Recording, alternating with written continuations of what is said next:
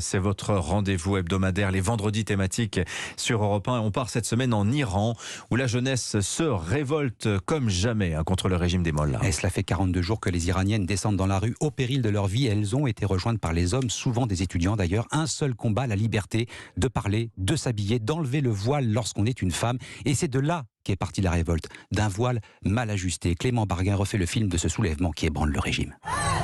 L'histoire commence à Téhéran le mardi 13 septembre. Mahsa Amini, étudiante kurde iranienne en visite avec sa famille, est arrêtée par la police des mœurs parce qu'elle ne porte pas correctement son voile. La jeune femme de 22 ans tombe dans le coma après son interpellation et décède 3 jours plus tard à l'hôpital. Selon un rapport médical des autorités, son décès serait lié à une maladie. Version contestée par son entourage qui affirme que Mahsa Amini est morte à la suite d'un coup à la tête. La presse s'empare de l'affaire et dans la foulée, les premières manifestations éclate aux cris de femmes, vie et liberté ou encore mort au dictateur.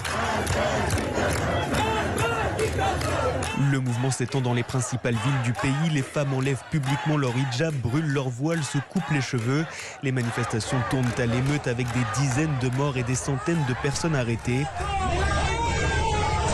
Malgré la répression de la police, la contestation contre le régime de l'ayatollah Khamenei ne faiblit pas. Le film de ces événements, de cette révolte en Iran avec Clément Barguin.